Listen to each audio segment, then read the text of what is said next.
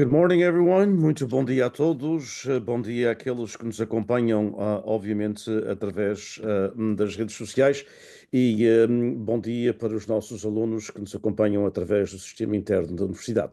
Good morning, everyone. That was our two words in Portuguese. This session will be in English, and I'm sure our students will be thankful for that. Our Portuguese 1B students learning the language. And of course, it will be interesting. They'll be getting a lot more of it, obviously, in English. So welcome to those, our students to our in-house Canvas system. Welcome to our folks who are part of these presentations that we have been having as part of the symposium, Filaments of the Atlantic Heritage. Welcome to each and every one of you. We're very excited about today's presentation, our first one for today. And just a quick update on what the Filaments of the Atlantic Heritage is all about. So as we gather at the confluence of memory and vision, where the winds of the Atlantic carry the voices of the islands, voices that are resilient, that are creative, and that are eternal. Filaments of the Atlantic Heritage is not only a symposium, we believe it is also a living mosaic of heritage, of tribute, period of the Açorian people and their diasporic voyage across the Americas, from California to Toronto, from Brazil to Edmonton, from libraries to live streams. We braid together the threads of culture, intellect, and creativity. Our vision is cultivating a space where the Açorian soul can speak in many tongues through poetry, prose, scholarship, journalism, performance, and conversation. Doing so ignites a transatlantic dialogue that affirms identity, that honors ancestry, and we hope that it inspires the future. So the purpose of the symposium is threefold. Number one, to celebrate the Açorian legacy in its many forms. Number two, to engage generations across the diaspora in meaningful dialogue and artistic expression. And number three, to build enduring structures of knowledge, of visibility, of the creative arts, and empowerment. And so we hope that you have enjoyed the first day. We have 3 more days, and we start today with, as we say in Portuguese, a chave de ouro. So Maria João Maciel Jorge is a professor and at the same time as being an associate professor at the Department of Languages, Literatures, and Linguistics. She is an associate dean for global and community engagement. She is a first-generation scholar, immigrated to Canada from the Azores. She holds a PhD from the University of Toronto, and her research and publications include both Spanish and Portuguese early modern literatures, as well as colonial and New World encounters and Portuguese island culture, and of course, identity. Professor Maria João Maciel Jorge has served in various academic roles and also in various roles within the Portuguese Canadian community, from member of the Advisory Council for the Consulate of Portugal in Toronto to more recent as a member of the committee that led the 70th anniversary of the celebrations regarding the arrival of Portuguese immigrants to that country. Currently, as I said, she's Associate Professor of Portuguese and Luso-Brazilian Studies and Associate Dean Global and Community Engagement in the Faculty of Liberal Arts and Professional Studies at York University, I should say the prestigious York University in Toronto, Canada. I've known Maria João, Professor Maria João for a while. I mean, I'm much older. She was a baby when I met her, but she was just starting out. I think she had just gotten her PhD, actually, and was starting her career, which has been a brilliant career. And we're happy to see her and all of her work as Associate Professor of the Department of Languages, Literatures, and Linguistics. But congrats, I don't think I've done it in public. Congrats to Professor Maria João for being Associate Global Dean of Global and Community Engagement. So important to have Açorian Americans, Portuguese Americans in higher ed, but also at leadership roles, which unfortunately in both the United States and Canada, and we've been here a lot longer than the Portuguese have been in Canada, we still in the United States, after being here for 150 plus years, we still don't have as many as we'd like to, but Canada is doing a great job. And of course, thanks to creative people like Professor Maria João Maciel Jorge. So the presentation will be focused around Dias de Melo, whom, by the way, we encourage you to, all of the students, especially online, but those who are not students and who are following us, we appreciate it, to read the book. It's available wherever you buy your books. We always prefer the independent bookstores, but hey, Amazon's okay. It's as long as you buy the book. So it is available through Amazon, through Tagus Press, and the book is wonderful. But I have to congratulate once again Professor Maria João for the outstanding preface. I enjoyed it tremendously. I think it's a different look at Dias de Melo that sometimes people had not done so. So welcome. Thank you. Well, thank you so much for having me, Dinesh, and thank you for the wonderful introduction. I am humbled by it. As I often tell people, I'm in many ways the same person who arrived here in Canada in 1989 with $79 in my pocket and a whole lot of dreams. And I haven't changed a whole lot, just gotten a little bit older. But I am delighted to be here with you today. And here it's 1 p.m. in Toronto, Canada, and spring has finally arrived. And I am delighted to speak about the work of Dias de Melo because he still is my biggest literary influence from the Azores. And him and I were actually close friends. We were close friends for a period of just over 2 years. That was cut short because of his passing. But we actually communicated via old-fashioned letters.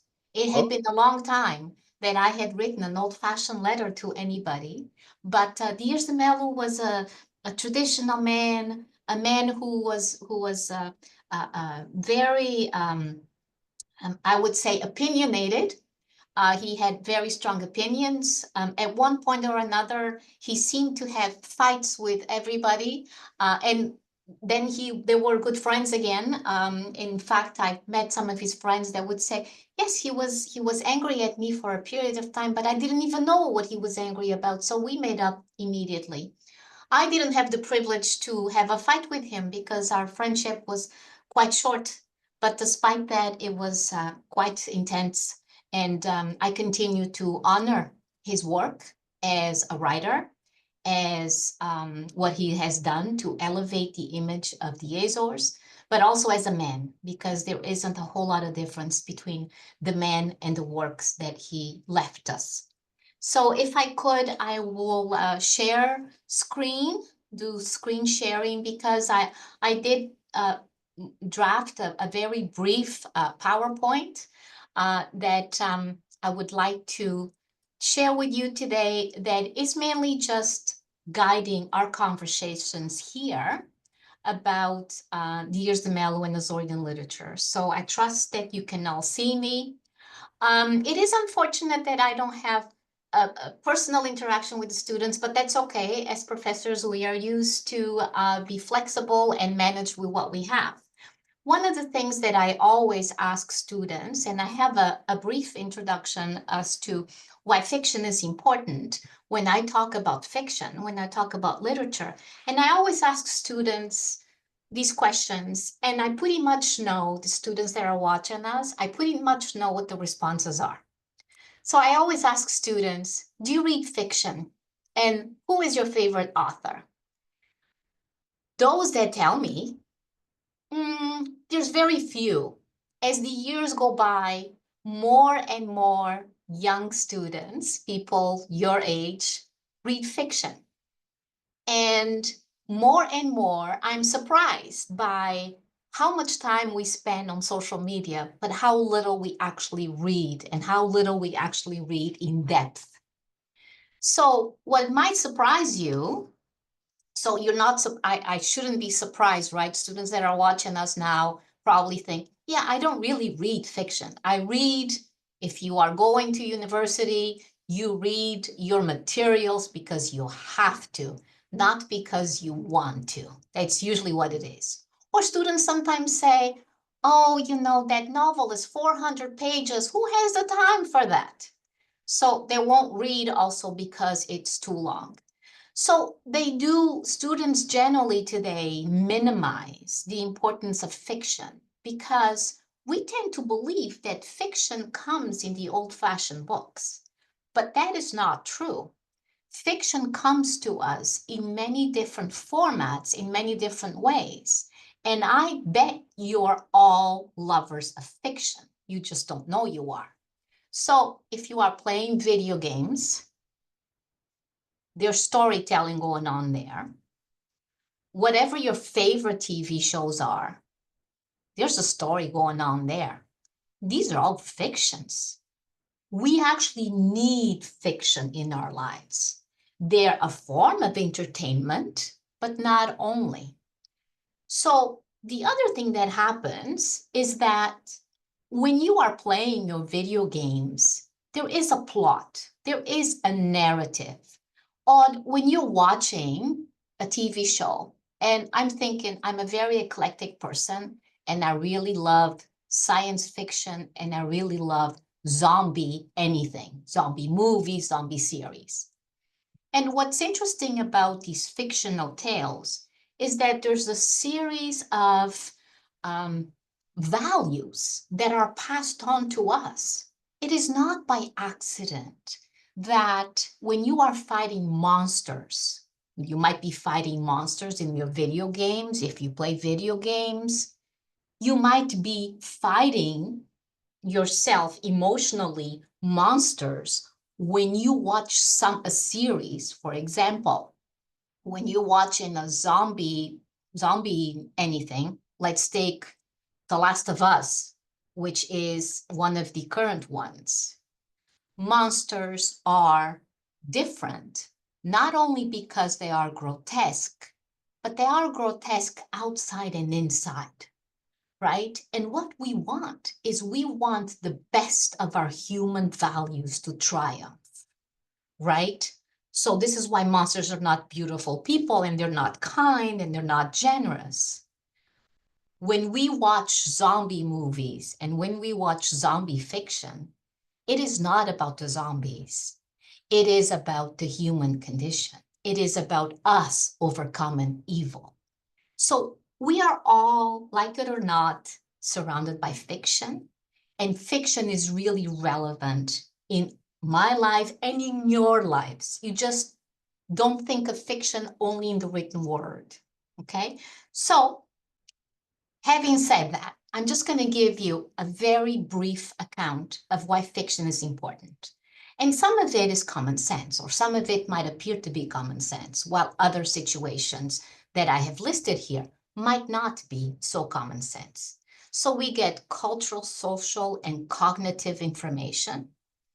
So when we read, we also expand our vocabulary. Fiction has been viewed as a form of escapism, but there's also critical research that talks about that the rise of novels in the 19th century matches the rise of a consciousness of the better of humanity. So there's something that happens when we read fiction or when we experience fiction that makes us better human beings. Fiction also captures the complexity of the human experience, right? There's a diversity of morals and social situations. It's also an opportunity for us to practice, to realize how other characters who are modeled after personalities who are different from us, how do they deal with certain social interactions? In fact, I think the role of fiction today in a world that we spend so much time online, but we are very isolated. We have never been this alone in the history of mankind, despite the fact that we can connect so easily like here. So we are not interacting, and we are not interacting in positive and productive ways. The role of fiction is also very interesting because in many ways it resists, and it opposes capitalism. So it's an act. When we read a book, we are having an intimate act, and it's not mediated by all these external forces. It is about the written word. It is about us reading it and our reaction to it. And there's a lot of critical work that talk about the importance of fiction. There's even TED Talks that talk about the value of fiction. Adichie, that I listed here, has one of these talks, and her talk is about the danger of the single story. And what does she mean by that? When we are only exposed to one way of being and seeing the world, we don't develop tolerance. We are not open to inclusivity, to diversity, as we should be. So we need fiction because we need to hear the point of view from a wide variety of perspectives. It's sort of like history. It's sort of like winning a battle, historical battle. We need to know the voice of the one that was defeated, because otherwise we're just getting one aspect of the battle. So art, this is by Winterson, who has written about the value of fiction and art in general. It gives us a sense of ourselves. This is why we appreciate art. This is why we go to see art museums. This is why students buy certain posters, because it speaks to them somehow. Most importantly, when we read fiction, when we experience fiction, we are reducing the strangeness of others. It makes us more prone to awaken our social predispositions, and it also makes us more complete, because we then learn to see perspectives that we are not naturally exposed to. And I ended here, and I'm not going to read this. You can all read it. This is by Suzanne Keene. She's an American academic who has worked on the power of fiction. And this is from her book, Empathy and the Novel, right? And I could tell you, for instance, there are these programs, Changing Lives Through Literature. Now, Changing Lives Through Literature is a program it's a rehabilitation program for prisoners, for those who have been in prison. And it is a way to rehabilitate them. How? So these folks, they actually read novels, and the goal is for them to develop empathy with the victims. Right? So it's not about reading people that are like them, although that's important too, because what some of the novels do is they provide a context that makes one understand why one's life is that way. But it also provides the ability for them, those who have been accused of criminal activity, for them to understand what it's like to be abused, what is like to be stripped of dignity, what does it feel like for a person to be robbed, to feel like their life is in danger. Now, these were programs, Changing Lives Through Literature. These were programs that actually started in Massachusetts in the United States. I'm not sure, perhaps those programs are too woke for the United States today, but they originally started in Massachusetts, and they did spread throughout the country. So there's lots of, here we have a lab, the Mars lab, that actually from a psychological perspective, they do a lot of research into the physiological reactions that we humans have when we read fiction. So, like it or not, the lessons here are: you're surrounded by fiction, you crave it. Some people actually watch soap operas. Why are soap operas so popular? Because exactly, it gives you a chance for the good guys to win and for defeat evil. So this to tell you that you cannot get away from from fiction. And actually, the more we read, we are building on vocabulary, we are being more inclusive, we are reducing the strangeness of others, etc., etc. So this is it for the fiction, and I'm going to move to talk about Dias de Melo in particular. So I hope that by the end of this lecture, I have convinced students to read Dark Stones. And what's really neat about Dark Stones is that it's a very short novel. So those students who are here thinking, I hope she doesn't say this is a 300-page novel. It is not. It's very short. I don't even know if it's 100 pages, but it's a beautiful read, and it's very accessible in terms of vocabulary even. So I hope that my role today will be to convince you to read this beautiful work. So I'm going to start here with a citation. And this is from a speech that Dias de Melo gave in 2002 when he received the symbolic key of the municipality in Lajes do Pico. And in here he says, I am a writer of Pico. So this is where he was born, in the tiny island of Pico, which, by the way, is the tallest mountain in Portugal. So if you don't know the Azores, you should really go. And he continues, I am of my island, of my land, and as such, I am the people of our island, of our land. A large part of the contents of my works occurs here, on our island, on our land, from the people, our people, are the models of the great majority of the characters in my books. From the people, our people, with their virtues and vices, their loves and their hatreds, their likes and their dislikes, their dedications and their indifferences, their solidarities and their hostilities, their loyalties and their betrayals, their heroism and their cowardice. In sum, their angels and their demons, the same angels and the same demons that reside in all human beings, even the saints. This part of this speech is particularly relevant because of the way that he himself sees as the voice of the people, how he has the responsibility of speaking for the people. And what's interesting about José Dias de Melo is that no one spoke for the people the way he did. He, in fact, immortalized their struggles, their destitution, their despair.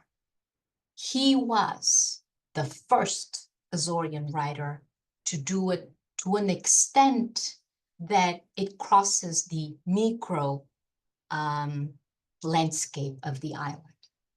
And the other thing that he says here is that there are no perfect human beings, right? Some critics often say that writers like Dias de Melo suffer from what they called romanticizing of poverty, where the poor are virtuous and the rich are not. It is not so. In fact, in Dark Stones alone, you see this complexity that people sometimes have to make wrong decisions but you understand the context, because it comes from this place of despair. It comes from this place of need for survival. So that is really important to keep that in mind. Okay, so moving on from here. Oh, I don't know, somehow I'm not able to move on. Here we go. So Dias de Melo was born in 1925, and this is why this year is so important, because we are celebrating the 100th year of his birthday. And he left over 40 published works. He worked as a writer over 50 years. He had another job as well, and I think I've listed it here. He worked as a school teacher, both he worked in Ponta Delgada in São Miguel, but he also worked in the island of Pico, and he worked in mainland Portugal as well, because he needed to make a living, right? But his heart was in his craft, in writing. So he wrote an extraordinary amount he left us with an extraordinary amount of works that go from novels, poetry, short stories, chronicles, and he also wrote an important ethnographic collection called Memória das Gentes, Memories of the People. And these were 6 volumes that were published between 1985 and 1991. He was also always a self-proclaimed man of the left. He was actually involved with several clandestine activities during the time of the dictatorship.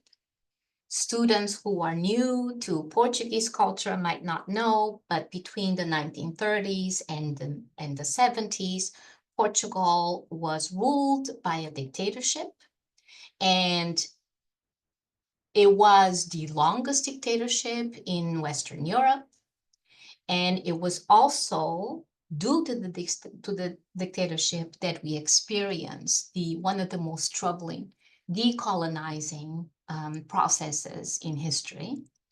Of course, as you will know, this is a time of great oppression, of fear, and even Dias de Melo spoke to me in one of our several meetings that we had in person. I never interacted with him on Zoom. This was before Zoom. But he told me about the attempts that were done on his life. He also shared with me a visit from one of the officers of PIDE. PIDE was the secret police that kept everybody in line. They had threatened his wife, and the event was so troubling that his wife only disclosed of this event after the democratic revolution in the 1970s. But he also received several national awards. He was awarded the knighthood of the Order of Prince Henry in 1990. He was also the subject of documentaries such as Toadas da Terra e do Mar, so songs of land and earth. This was directed by José de Medeiros. In 2005, the Açorian Parliament paid an homage to his long-writing literary career. In 2008, he was awarded the Commendation of Recognition from the Açorian government as well, and he died just a few months later in September of 2008. He had, as I wrote here, a close relationship with other intellectuals of his time. He's also known as, locally in the Azores, people know him as the writer of Whales or the Açorian whaler. And in fact, he is specifically relevant because he is known to be the one that documented the lives of the men who toiled in the whaling industry that had dominated the Azores for 150 years. It's an enduring legacy. In particular, if you visit the island of Pico, this is by a literary critic named Fagundes Duarte, who is now a classic. We all know this sentence: "I don't know what in Pico is or is not Dias de Melo." In particular, if you go to the municipality of Lajes do Pico, where the Whaling Museum is, there's lots of evidence there that either references to his works, references to some of the most emotional sentences that he wrote about the whaling industry. You feel that everywhere. But what's really important to note here is that Dias de Melo and dark stones is not just known at the intellectual level in the Azores. In Pico, everyone knows the name of Dias de Melo. Those who are descendants of the whalers, those who toiled in sea and in land, they all know that Dias de Melo made our suffering known, and it's very important. He also had a peculiar form of writing. He either had to start his works or finish his works at his little cabin in Caleta do Mesquim. So Caleta do Mesquim is this tiny little village close to Lajes do Pico in the island of Pico, where this is where Dias de Melo felt most at home and felt mostly inspired.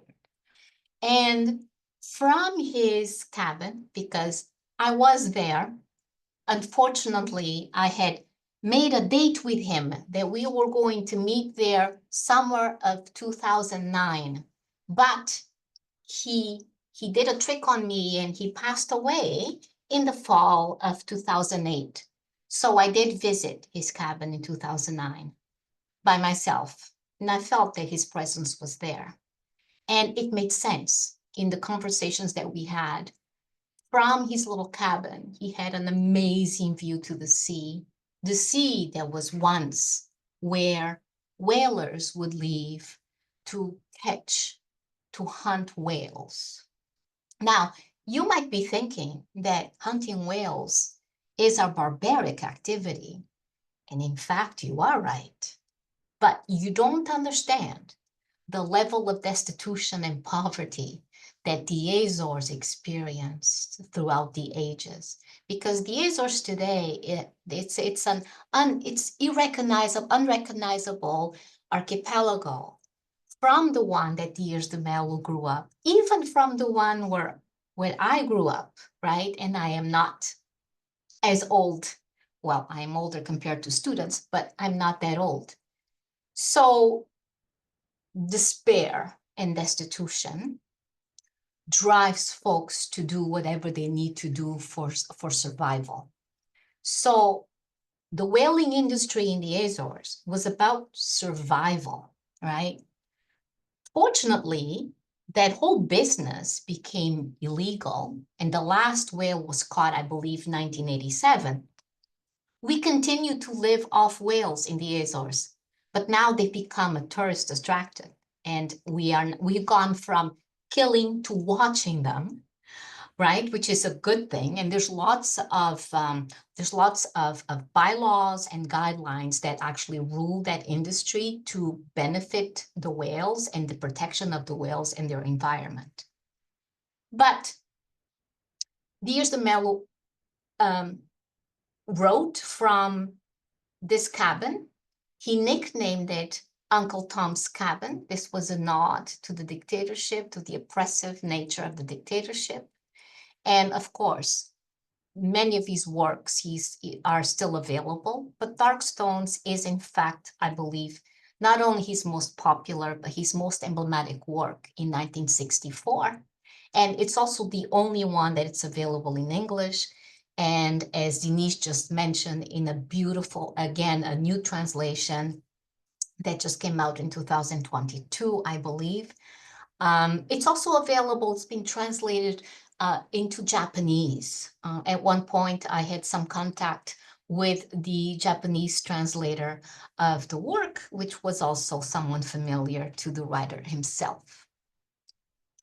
He published his first literary piece titled Inspiração, was a sonnet, inspiration, in the local newspaper named O Telégrafo in the city of Horta, across from the channel in the next island of Faial. O Telégrafo, I don't even think exists anymore, but I believe Dias de Melo was maybe 18 years old when he published that first literary piece. I took a stroll with him in the city of Horta, where he pointed this and that from his childhood, and how it was there that he had an awakening of his abilities of writing, Although that has started very early on, he was also a different type of child because he learned how to read and write by an early age, between 4 and 5 years old. And he was surrounded by, he had very close relationships with a lot of women in his life, including his favorite aunt, Maria Irminia was her name. And she was the one that actually encouraged his love of writing and incentivized his love of reading as well. So he was also a regular contributor to the several local and newspapers until quite late in his life, and this includes the prestigious and popular Diário de Lisboa. He was, of course, from an early age, and he told me that himself, from an early age, he was deeply affected by the events surrounding the ill-willing industry and the abuse of the impoverished masses. And this was something that he made, that was his moral compass throughout his life. And he actually told me himself that some of his books, he would cry after he would finish some of his books. And I'm even feeling emotional now about that because I also cried when he told me about his convictions, when he told me how affected he was by the awareness when he was a very young boy of class structures, by the complete destitution of the mass poor around him, while at the same time, there were some important people around him. He also had an admiration for elders. He learned a lot from them, from the stories that they would, sometimes families back then, they would gather at night. We called those serões, where they would be performing agricultural activities. And the elders would tell stories of the old times. And he was always very touched by those tales because those tales usually involved poverty, destitution, hunger. He was also, as I've said, very deeply impacted by one of his aunts, who was a great support of his work, but also by his mother. He credited his mother the love for music. And there was, his mother died young, unfortunately. She died, I believe she was 44 or 46 maybe. And the death of his mother sort of changed the way his life was going to go, because Dias de Melo always dreamed for a life at sea. In fact, that was his dream. And he wanted a life at sea, not because of the activities that surround that kind of life, because he was really hoping he could have months and weeks where he would lock himself in a cabin at sea and be completely undisturbed and just write. So writing was sort of like, he even called it an irresistible spell. And he knew that as he was a very early young child. Of course, he was influenced by Portuguese classical writers of the 19th century, Camilo Castelo Branco, Júlio Diniz. I named some of them here because you might be interested in looking them up and reading a little bit yourself. Many of these writers, of course, are available in English translation. He also knew the classics like Camões, 16th century Renaissance literature, António Vieira, Antero de Quental, other Açorian writers, Guerra Junqueiro, Ferreira de Castro, and especially Leo Tolstoy. And the novel Resurrection became one of his major influences. Of course, it was later he continued to read, and he read Raul Brandão, Assis Esperança, Fernando Namora, Miguel Torga, Albert Camus, John Steinbeck, Jorge Amado, and José Saramago, among others.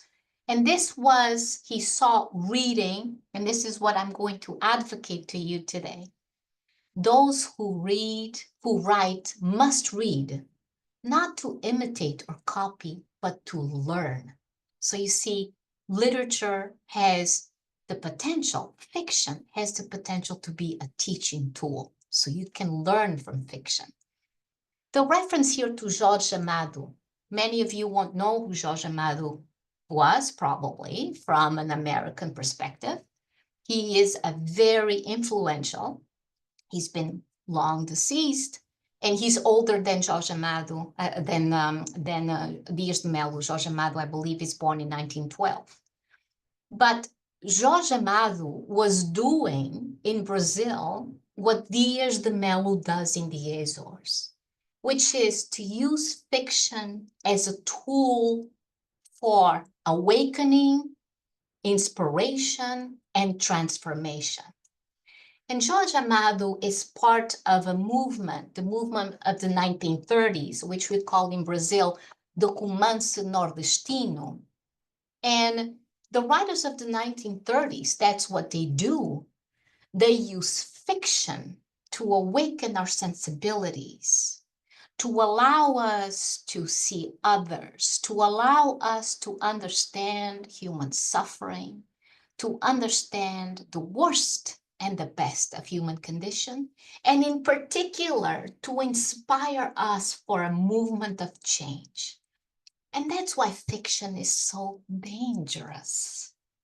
And if you look at some of the periods, Jorge Amado was also persecuted. Dias de Melo is persecuted. So I often tell students, and I leave this question with you, if fiction is just for entertainment, then why are writers persecuted, and why is it considered to be so dangerous? Because in it lies the truth about our human condition and what we can do when we feel inspired. So Dias de Melo was also very much influenced by a tragic incident that happened in 1923, known as Desastre no Canal, disaster on the channel. And you see, this was before he was born. So he didn't even eyewitness this event. This was an incident in a small vessel where several men lost their lives. And throughout his life and throughout his reading career, he always thought about this incident and trying to capture the human impact about this incident that later he actually is able to do in the work that he publishes in 1976 called Mar pela Proa, and I think that's loosely translated Sea at the Mast. And Mar pela Proa, so we have dark stones, Mar pela Proa, and then we have Mar Rubro, reddish sea, let's call it. And this is part of what critics have deemed the trilogy of the whales. These three works, and of course, Dark Stones is the most important one. Dark Stones, so I hope you will read it. I'm keeping an eye on the, I'm past my time, but I'm gonna try to be fast, to be quick about this. So Dark Stones, what's important about it and what makes it so interesting is that it captures very briefly, but very powerfully, a very important period in the whaling industry that goes between late or beginning of 20th century to the end of World War II. And we have, I'm not going to give you the whole plot because then you don't want to read it, right? We have Francisco Macoco, who is the novel's main protagonist, and I put jump here. So he jumps on board the Queen of the Seas. Now, we have this thing that has been translated to English as the jump off. So the American whaling ships, they would go hunt whales in the Azores before the Açorians, who jumped on board these seas, went back and then developed the industry there.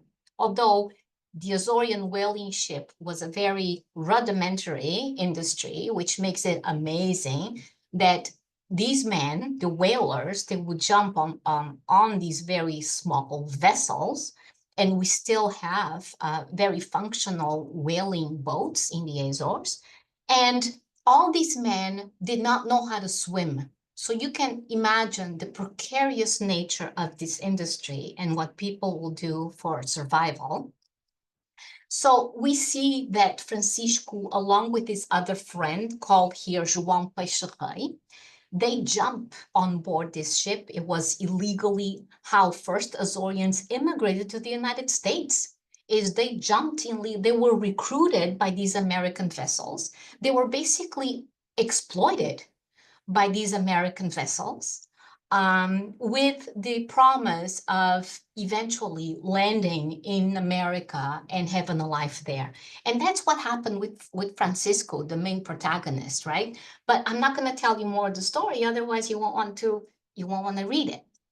The interesting part about this is that it is written in a very accessible, I call it here, deceptively unassuming style, right? So the vocabulary is really easy to read. And I think that's what makes it so very interesting.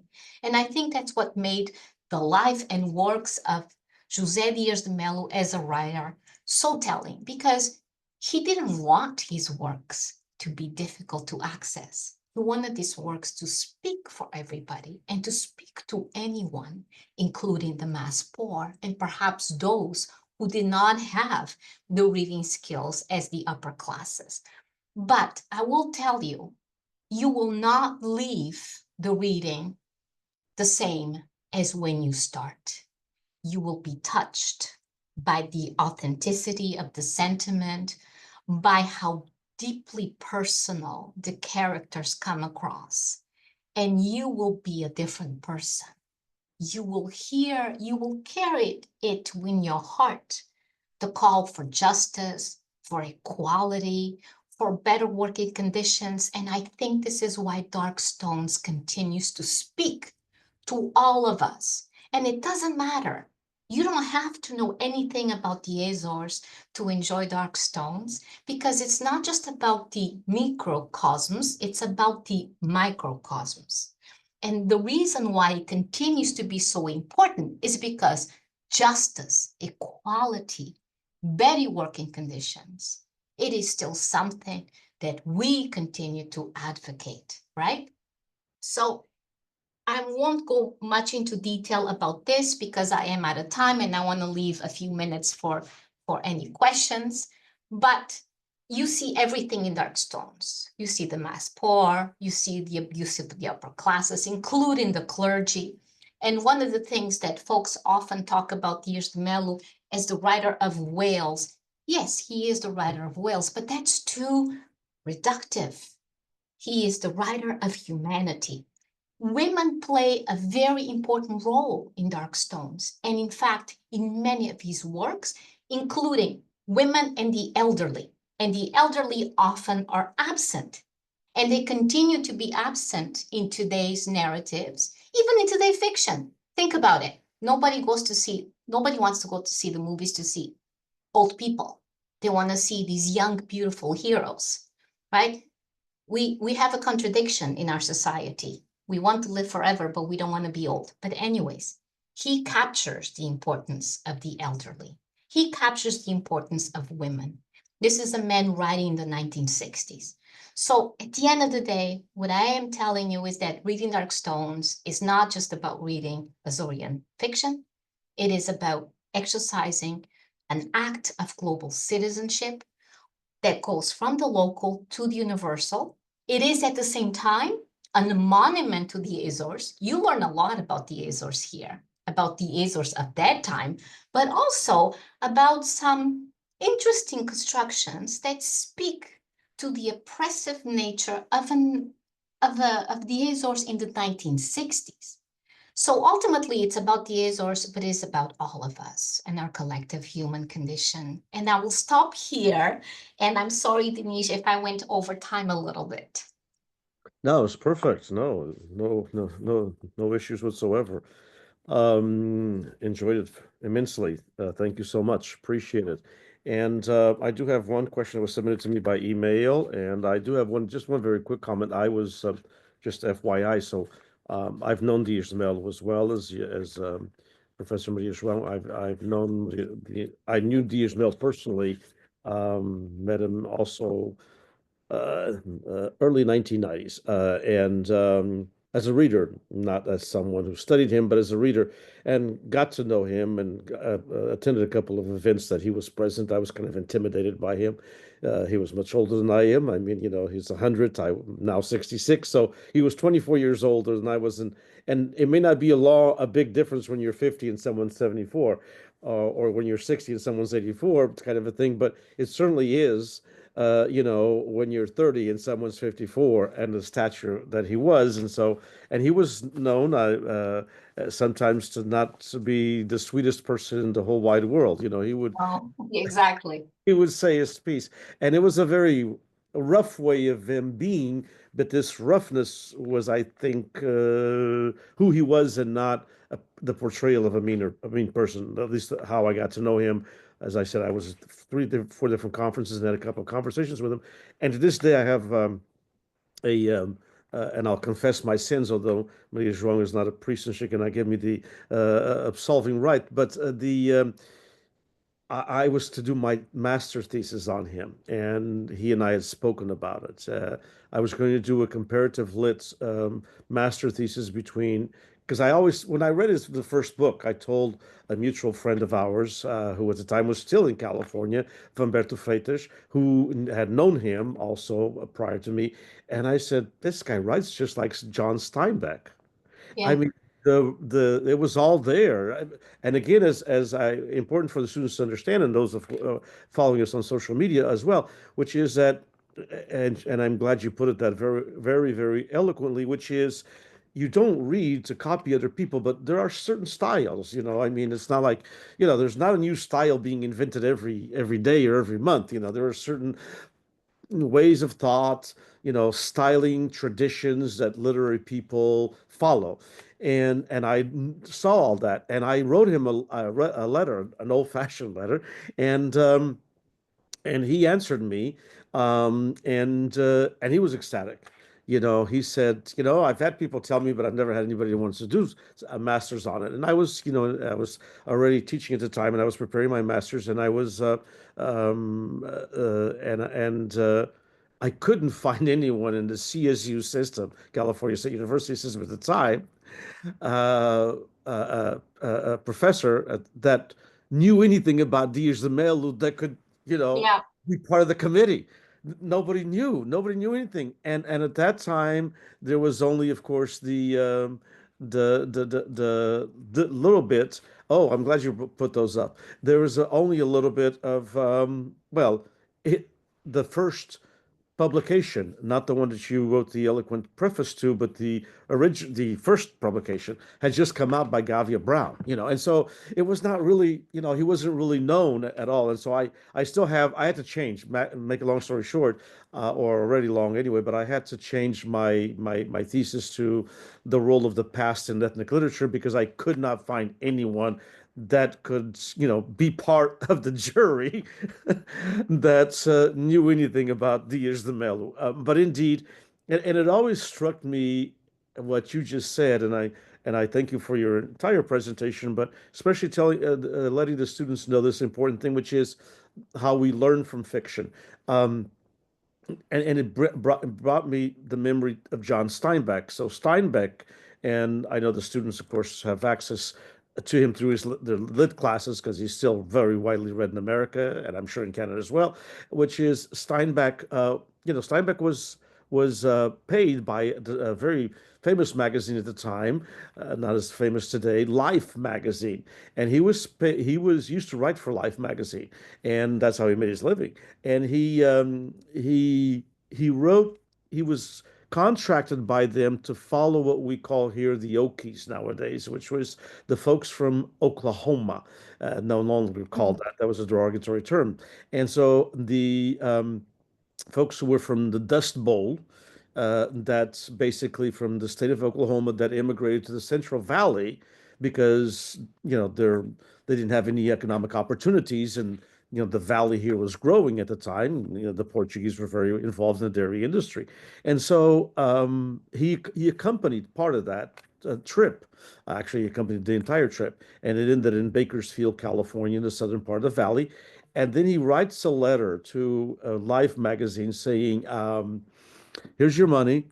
Gave him the check with his money. "Here's your money. I can't do any articles for you guys on this." And then he had an interview, and that's when he came out with the Grapes of Wrath.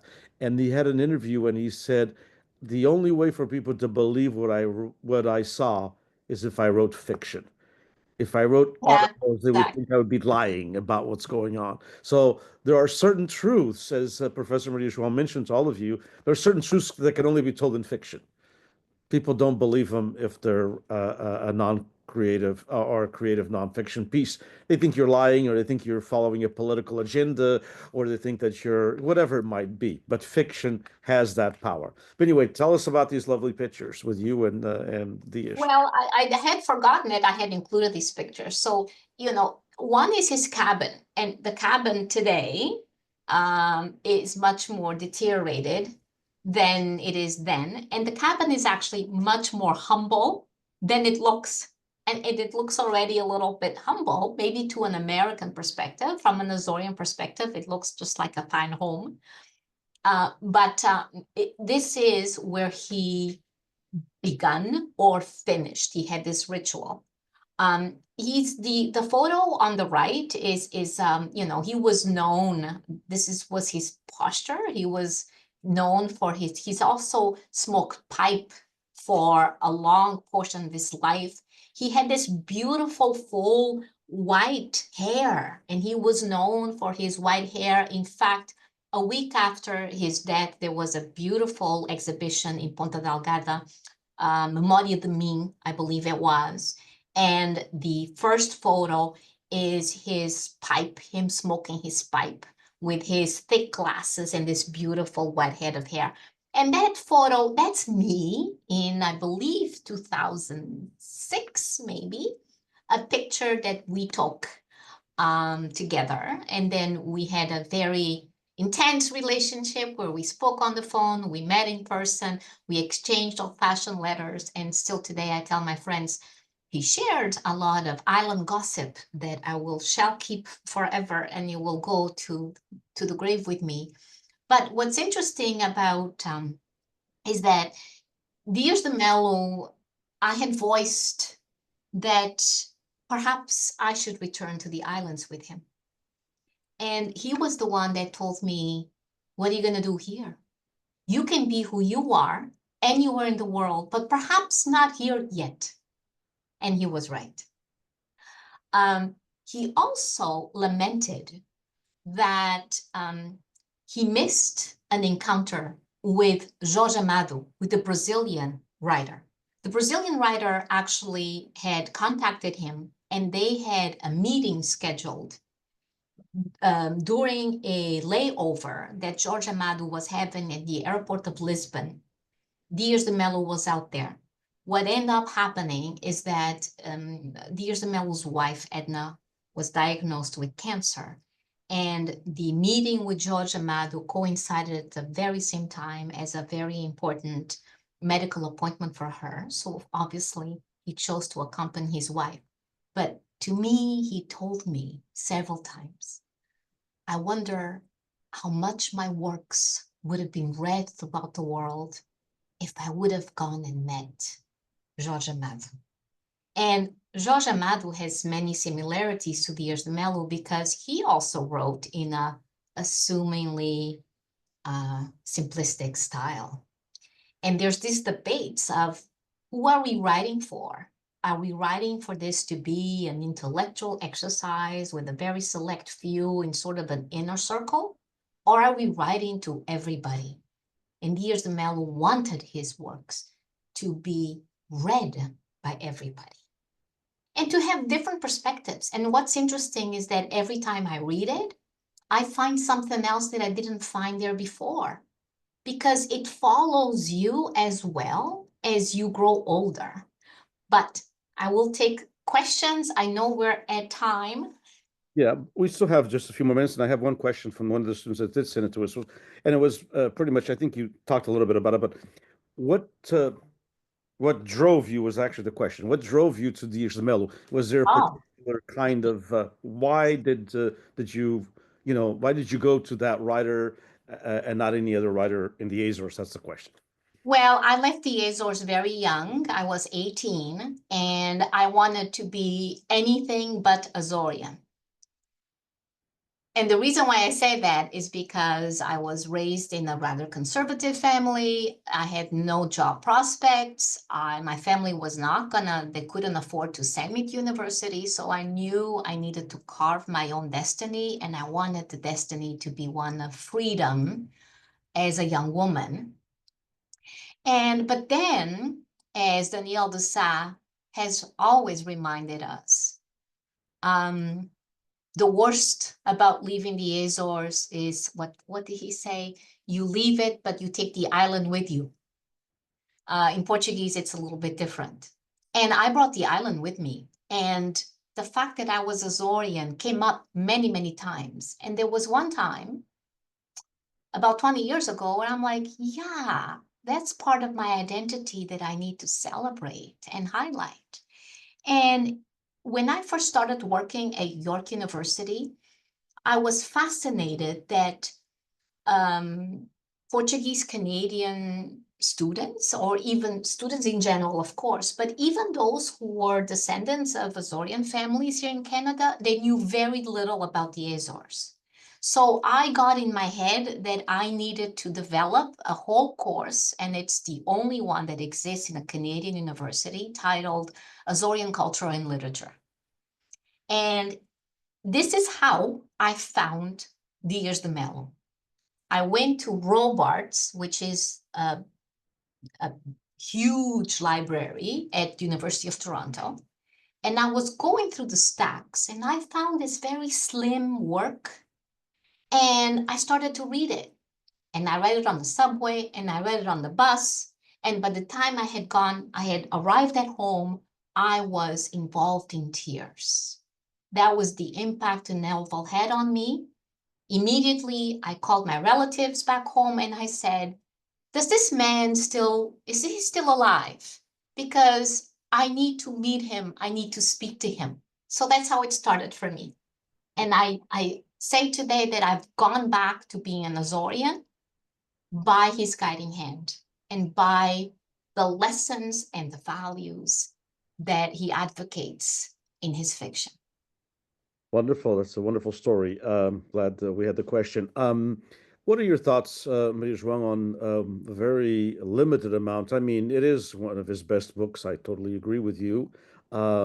Is Dark Stones, but I mean, what are your thoughts on some other parts of his work, which is an issue that we have in other Azorian writers, as you well know, which is not being translated to English, not being able to.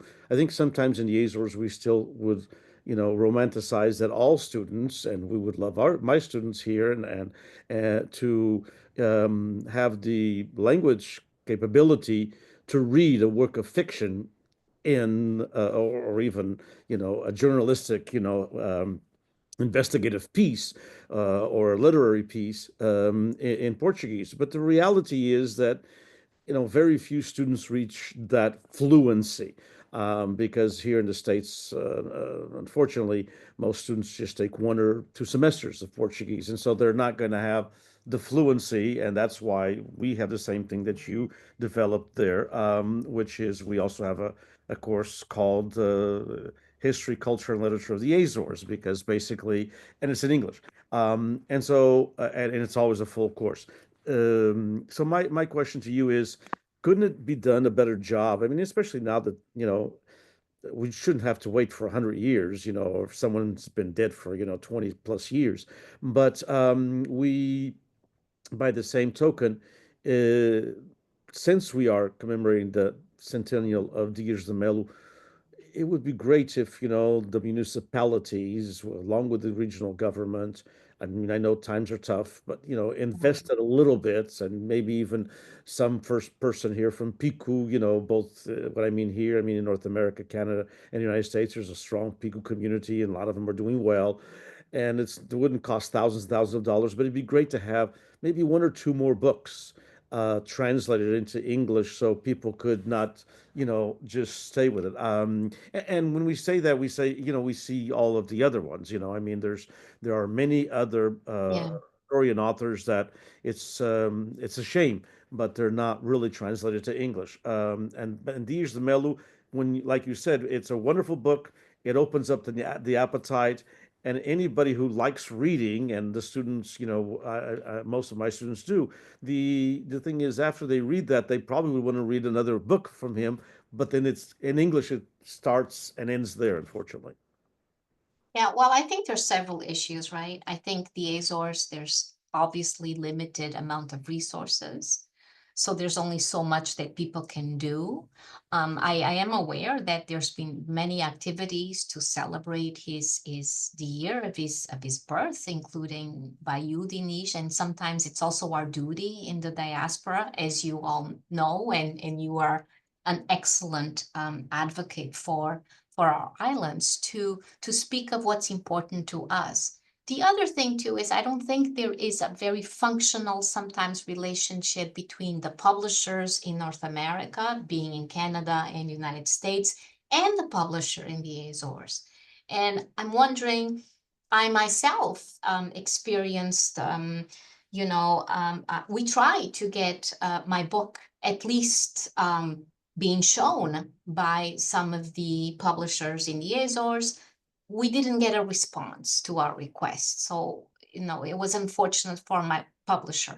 So I think we can all work together with maybe the Instituto Açoriano de Cultura, for instance, who is very invested in bringing more attention to what's being published in the diaspora.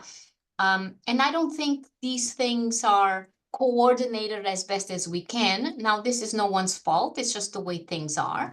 But I think we need a more concerted effort.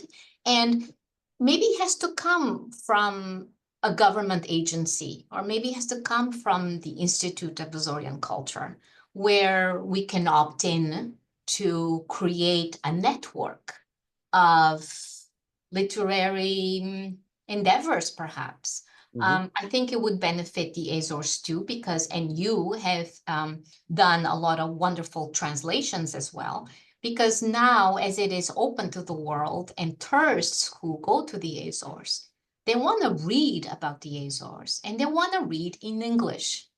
The future is in English. I know we don't like to talk about that, but students often, they take a course or two, they get the little basics, but they function in an English-speaking world.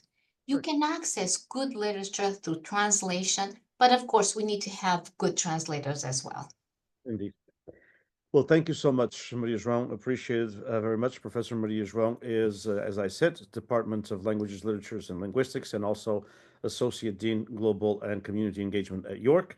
One other book that I would love to see translated is one that's dear to my heart here in California, which is the Velas, There's Velas Lona Azazas de That is alumínio. Yeah. It's a book about actually he was here in California, and it was about his experience, and different things. But hopefully we can have you back throughout this year as we would like to do some panels in cross Atlantic on Dias de Mel. So thank you very much for your work. Thank you so much for your brilliant preface, and I hope the students get the book and read the preface. I'm sure they will, and tell me if I'm that I know they told me I'm right because it's a magnificent preface. Thank you, Maria, as well. And thank you so much. And I will leave a message here for students. My email is public. You can look me up. You can email me. And if you have any more questions, please send them my way. I would love to hear from you. So, and thank you to Dinesh for this wonderful invitation and best of luck with everything.